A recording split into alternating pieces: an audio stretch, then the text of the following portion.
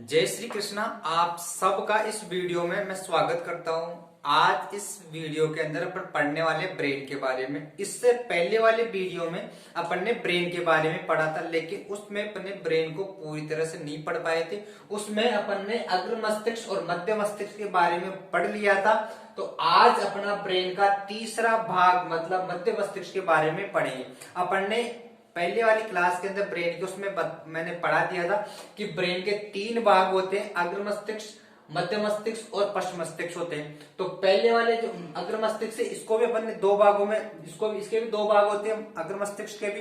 तो अग्र मस्तिष्क के भी दो भागों में अपन ने पढ़ लिया था। प्रमस्तिष्क जो दिमाग का बहुत ही बड़ा भाग होता है, 2/3 भाग होता है, और सबसे ज्यादा बुद्धि का जो केंद्र होता है वो कौन सा होता है? प्रमस्तिष्क होता है। अग्र मस्तिष्क में प्रमस्तिष्क बहुत ही इंपॉर्टेंट भाग है दिमाग का, क्योंकि एग्जाम में क्वेश्चन ज्यादातर अग्र मस्तिष्क के प्रमस्तिष्क से या सेरिब्रम, जिसे सेरिब्रम भी बोलते हैं, उसी से पूछे जाते हैं, या फिर आपसे पश्च मस्तिष्क से पूछे जाएंगे।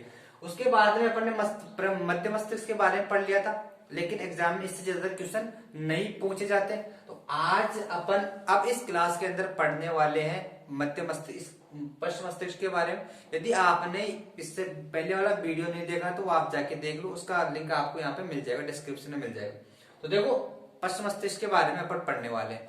तो देखो पश्च मस्तिष्क के बारे में, इस पश्च मस्तिष्क के भी तीन भाग होते हैं। तो तीन भाग कौन कौन से होते हैं? एक तो होता है अनुमस्तिष्क। तो अनुमस्तिष्क को और क्या बोल सकते हैं? सेरिबेलम भी बोलते हैं। आपने देखा होगा कि जो प्रमस्तिष्क था, तो प्रमस्तिष्क को अपन सेरिब्रम बोल रहे थे, तो इसको क्या बोल रहे हैं? सेरिबेलम। तो वो वहां पे सेरिब्रम था, यहाँ पे सेरिबेलम। तो इससे आप कंफ्यूज मत होना, ठीक है। उसके बाद इसका दूसरा भाग और होता है पोन्स, और तीसरा होता है मेडुला ऑब्लिगेट। ये बहुत ही इंपॉर्टेंट है, क्योंकि एग्जाम में यहाँ से कई बार क्वेश्चन उठा लेता है, क्योंकि बहुत ही इंपॉर्टेंट भाग है दिमाग का। तो देखो अनुमस्तिष्क आप पढ़ लेते हैं, इसके बारे में क्या क्या रोल प्ले करता है अपने हर बॉडी में, कौन कौन से फंक्शन रेगुलेट करता है, ये चीजें अपन देख लेते हैं। देखो अनुमस्तिष्क जिसे सेरिबेलम भी बोलते हैं, ये आपकी शरीर का संतुलन, आपके शरीर का बैलेंस बनाने में बहुत बड़ा इंपॉर्टेंट रोल अदा करते हैं ये। तो देखो जैसे आप कोई भी वर्क करते हो, जैसे आपने फर्स्ट टाइम गाड़ी चलाई, मोटरसाइकिल चलाई, टू व्हीलर चलाई, तो उस टाइम आपका अनुमस्तिष्क क्या नहीं था? उस कार के प्रति कभी उसने चलाई नहीं थी, तो उसका आपका अनुमस्तिष्क क्या नहीं था? परिपक्व नहीं था। तो लेकिन धीरे धीरे आप गाड़ी चला के उसको आपने अनुमस्तिष्क को क्या कर चुके होते हो? परिपक्व कर चुके होते हो। तो फिर आप धीरे धीरे चलाओगे तो आपको गाड़ी चलाना सीख जाओगे। और आपने एक चीज और देखी होगी, जैसे आपने कहीं मेलों में या फिर कहीं देखा होगा, जो अंध कुएं होते हैं, अंध कुओं में जैसे वो जो उस जो उसमें कुआ अंदर कुआ होता है, उसको किस तरह से उसमें टू व्हीलर भी चला लेते हो, फोर व्हीलर भी चला लेते हैं। तो आपने कभी किया अनुभव किया होगा, या फिर आपने सोचा होगा कि ये किस तरह से इसमें चला लेते हैं। तो उनका देखो आप भी ऐसा चला सकते हो, लेकिन आपको धीरे धीरे उसमें सीखने के बाद में आपका कौन सा मस्तिष्क का कौन सा पार्ट उसमें क्या हो जाएगा? उसमें अनुभव ले लेगा, एक्सपीरियंस हो जाएगा अनुमस्तिष्क। तो धीरे धीरे चीजें आप भी सीख सकते हो, ऐसी चीजें भी सीख सकते हो। आपने कहीं देखा होगा, आपने अखबारों में पढ़ा होगा कि कई व्यक्ति जो है, तो जो रस्सी होती है, तो रस्सी पर भी चल लेते हैं, रस्सी पर भी चल लेते हैं। तो ये कोई करिश्मा नहीं है, ये करिश्मा इस चीज का है कि आपने कितना उस चीज को एक्सपीरियंस किया है, उस चीज पर कितना टाइम दिया है, कितना टाइम देकर आपने अपने जो दिमाग का अनुमस्तिष्क उसको कितना प्रिपेयर किया है, ये इंपॉर्टेंट है, ठीक है। तो वो संतुलन आपका अनुमस्तिष्क का कार्य, ये आपका शरीर का बैलेंस बनाने का कार्य करता है। उसके बाद में देखो शराब पीने के बाद में, जैसे कोई भी व्यक्ति दारू पी के आता है, शराब पीता है, ड्रिंकिंग करता है, वो लड़खड़ा के चलता है। तो आपसे कई बार क्वेश्चन एग्जाम में पूछा जा चुका है कि शराब पीने के बाद में मस्तिष्क का, ब्रेन का कौन सा पार्ट कार्य करना बंद कर देता है, या कार्य उसमें उसके कार्य करना बंद कर देता है, या फिर कौन सा दिमाग का अंग इफेक्टेड होता है? तो कौन सा होगा? आपका अनुमस्तिष्क ही होगा। दारू पीने के बाद में अपना दिमाग का अनुमस्तिष्क वो कार्य करना क्या कर देता है? बंद कर देता है। तो कार्य करना बंद कर देगा, तो आपका यही तो आपके शरीर का बैलेंस बना रहा था और यही कार्य बंद कर देगा तो आप फिर क्या करोगे, शरीर का बैलेंस नहीं बढ़ेगा, तो फिर आप ऐसे लड़खड़ा के चलोगे। दारू पीने के बाद में आदमी इस तरह चलता है, लड़खड़ा के चलता है, तो उसका अनुमस्तिष्क कार्य करना बंद कर देता है। उस टाइम यदि आप उसको मारोगे भी ना तो उस टाइम उसकी नहीं लगेगी, क्योंकि उस टाइम उसका ब्रेन कार्य नहीं कर रहा है, उसका कार्य नहीं कर रहा। उसके जहां पे मारोगे तो वहां की जो संवेदना है उसको दिमाग तक पहुंचेगी नहीं, तो उसको संवेदनाएं दिमाग तक नहीं पहुंचेगी तो उस चीज को अनुभव नहीं करेगा, उस दर्द को, उस पेन को वो अनुभव नहीं करेगा, तो उसको उस टाइम अनुभव नहीं होगा, उसको लगेगी नहीं। लेकिन जैसे ही उसकी वो जो उसने पी रखी है वो उतरेगी, फिर उसका दिमाग उस चीज को अनुभव करेगा।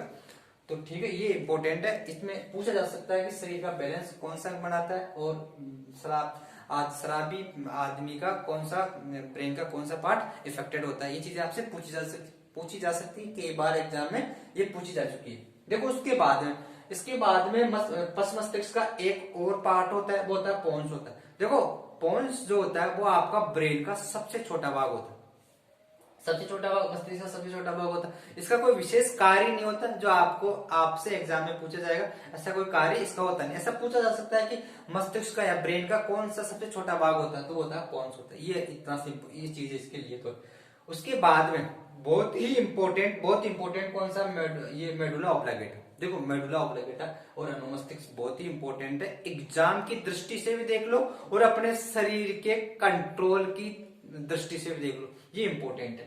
तो देखो मेडुला ऑब्लिगेटा आपका शरीर के अंदर बहुत ही बड़ा रोल प्ले करता है। ये इसको क्या बोलते हैं, मस्तिष्क का छोटा मस्तिष्क, अपने ब्रेन का छोटा मस्तिष्क भी बोलते हैं। आप देखो जो सबसे बड़ा मस्तिष्क होता है अपना ब्रेन का वो होता है प्रमस्तिष्क होता है, वो 2/3 होता है ब्रेन का, और वही स्मरण जो भी बुद्धि का केंद्र होता है, स्मरण शक्ति का केंद्र होता है, तार्किक जो भी चीजें होती है उसके अंदर वही इंपॉर्टेंट होता है प्रमस्तिष्क। लेकिन उसके बाद में आपसे बोला जाए कि छोटा मस्तिष्क किसे कहते हैं, तो वो होगा मेडुला ओब्लागेटा। ठीक है, मेडुला ओब्लागेटा होगा। देखो ये अनैच्छिक क्रियाओं का नियमन करता है। अनैच्छिक क्रियाओं का नियमन से मतलब है जो अपनी इच्छा से नहीं चलती, अपनी इच्छा से नहीं चलती है, उसका नियमन कौन करता है, आपका मेडुला ऑब्लिगेटा। जैसे आपकी कौन सी, आपकी हृदय की धड़कन, आपका रक्तदाब, उत्सर्जन, पाचन, उल्टी, छींक आदि सब का जो अपनी इच्छा से नहीं चलती। जैसे आपकी हार्ट बीट है तो आपकी हार्ट बीट आपकी इच्छा से थोड़ी होती है। आप बोलो कि हार्ट बीट को कि आप कम हो जाओ, आप बोलो कि ज्यादा, ऐसा थोड़ी होता है, ऐसा नहीं होता। जैसे पाचन आपके कहने से थोड़ी चलता है। जैसे आप खाना खाए तो आप बोले कि फटाफट पाचन हो जाओ, फटाफट उसका डाइजेस्ट हो, ऐसा थोड़ी होगा। आप बोलो कि जैसे आपने 2 रोटी खाई तो आप बोलो कि 1 रोटी का अभी पाचन कर दे, 1 रोटी का दोपहर बाद में पाचन कर दे, ऐसा थोड़ी होता है, ऐसा नहीं होता। वो अपनी इच्छा के अनुसार नहीं चलता, क्योंकि ये एक अनैच्छिक क्रियाएं होती है जो अपनी इच्छा से नहीं चलती है। जैसे ये पूछा जा चुका है कि उल्टी के टाइम में मस्तिष्क का कौन सा भाग इफेक्टेड होता है या फिर कौन सा भाग जिम्मेदार होता है, तो कौन सा होगा ये आपका ये जो मेडुला ऑब्लिगेटा है। कई बार पूछा जा चुका है सी के टाइम में भी। इन सबका नियमन, इन सभी को कंट्रोल कौन करता है, आपका मेडुला ऑब्लिगेटा।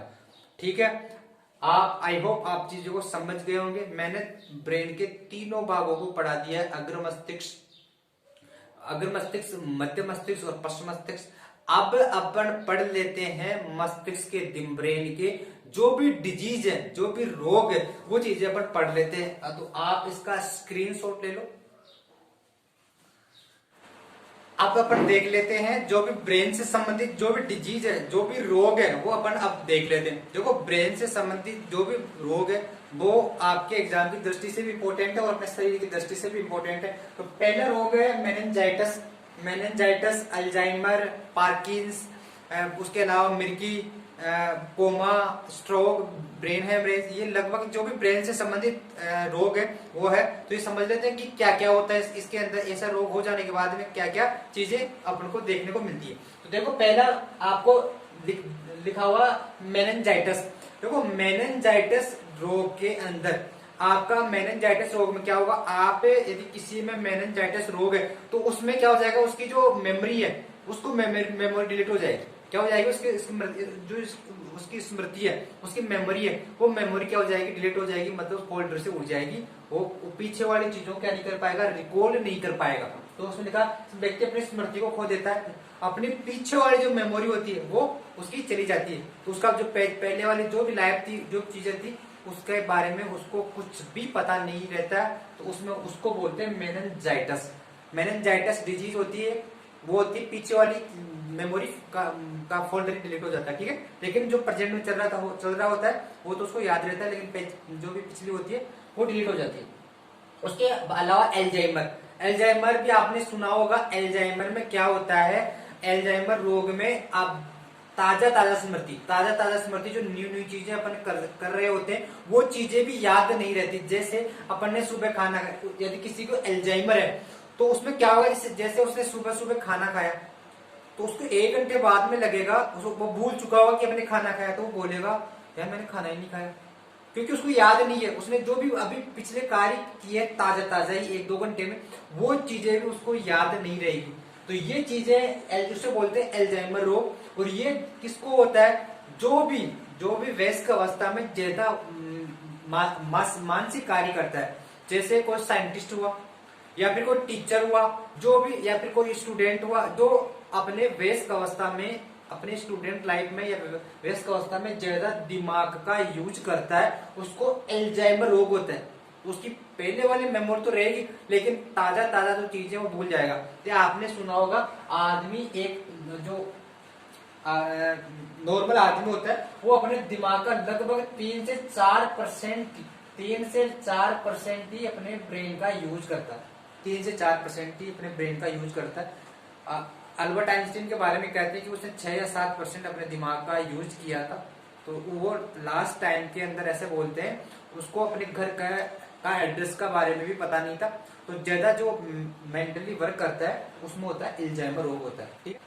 एक दूसरा रोग उसे बोलते हैं पार्किंस रोग।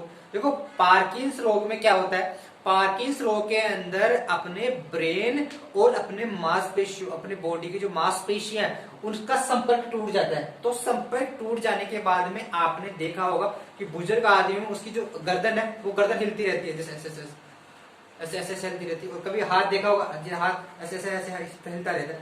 तो उस टाइम क्या होता है, उसको कौन सा रोग हुआ होता है, पार्किंस रोग हुआ होता है। उस टाइम क्या होगा, अपने दिमाग और अपने जो भी बॉडी की मांसपेशियां हैं उसका संपर्क टूट जाएगा। तो संपर्क टूट जाएगा तो अपना जो बैलेंस है शरीर का, वो बैलेंस दिमाग नहीं बना पाएगा, ठीक है। तो इस वजह से अपने शरीर में क्या होगा, वाइब्रेशन होने लग जाएगा। उसके अलावा एक होता है कोमा। देखो कोमा में क्या होता है, कोमा को हिंदी में बोलते हैं, एक इसको बोलते हैं जैविक मृत्यु भी बोलते हैं कोमा को। तो इसमें आपका जो मस्तिष्क है, आपका ब्रेन है, उसका ब्रेन का सिर्फ एक पार्ट, कौन सा, मेडुला ऑब्लांगेटा जो पश्च मस्तिष्क का भाग है, मेडुला ऑब्लांगेटा, सिर्फ यही कार्य कर रहा होता है और शरीर का कोई भी अंग कार्य नहीं करता। सिर्फ कौन सा, मेडुला ऑब्लांगेटा ही कार्य कर रहा होता है, ठीक है। तो उसको बोलते हैं जैविक मृत्यु बोलते हैं। उसके अंदर आदमी का कोमा में चला जाता है तो उसके बहुत ही कम चांस होते हैं बचने के, ठीक है। बहुत ही कोमा में जाने के बाद में वापस आना बहुत ही क्या होता है, संभव बहुत कम है, संभावना बहुत कम है। देखो उसके बाद में स्ट्रोक में क्या होगा, आपके ब्रेन में कहीं पर भी क्या हो जाएगा, ब्लड की क्लॉटिंग हो जाएगी, क्लॉटिंग हो जाएगी, ब्रेन में रक्त क्या हो जाएगा, थक्का जम जाएगा। उसके बाद ब्रेन हेमरेज होता है आपके मस्तिष्क में, अपने ब्रेन में कहीं पर भी क्या होना, दर्द होना, पेन होना, उसको बोलते हैं ब्रेन हेमरेज, ठीक है, ब्रेन हेमरेज बोलते हैं। उसके अलावा एक रोग और होता है, वो आपने सुना होगा, मिर्गी। देखो मिर्गी में क्या होता है, मिर्गी में आपने देखा होगा गाँव में काफी ये होता है मिर्गी। तो मिर्गी में क्या होगा, आपका जो प्रमस्तिष्क है, तो प्रमस्तिष्क के जो न्यूरॉन्स होते हैं ना, वो डिस्चार्ज हो जाते हैं। कुछ समय के लिए डिस्चार्ज हो जाएंगे ना, तब आपके आदमी क्या होगा, एक ही बातें करने लग जाएगा, क्योंकि उस टाइम आपका प्रमस्तिष्क के न्यूरॉन्स क्या हो जाएंगे, डिस्चार्ज हुए होते हैं। तो जैसे ही आपके न्यूरॉन्स वापस चार्ज हो जाते हैं, तो वापस चार्ज होने के बाद में क्या हो जाएगा, तो आप वापस आपका प्रमस्तिष्क कार्य करना स्टार्ट कर देगा। तो आपको क्या हो जाएगी, मिर्गी आपसे भाग जाएगी, ठीक है। तो ये लगभग ब्रेन से संबंधित जो भी रोग थे वो अपन ने इस क्लास के अंदर पढ़ लिए, ठीक है। अपन ने ब्रेन का पूरा अध्ययन कर लिया। पहले वाले वीडियो में मैंने बता दिया अग्र मस्तिष्क और मध्य मस्तिष्क की बात की थी, और इस वीडियो में अपन ने पश्च मस्तिष्क और ब्रेन से संबंधित जो भी रोग है उसके बारे में पढ़ लिया, ठीक है। ये टाइम थोड़ा सा क्या है, डिफिकल्ट टाइम है, इस टाइम कोरोना काफी तेजी रफ्तार से बढ़ रहा है, तो इस टाइम आपको अपना ख्याल रखना चाहिए और आपको बेवजह बाहर नहीं घूमना चाहिए, ठीक है। और अपना ध्यान रखो, पढ़ते रहो, ठीक है। यदि आपको आई होप आप समझ गए होंगे। तो वीडियो अच्छा लगा तो वीडियो को लाइक कीजिए और चैनल को अपने को सब्सक्राइब कीजिए, ठीक है। Thank you.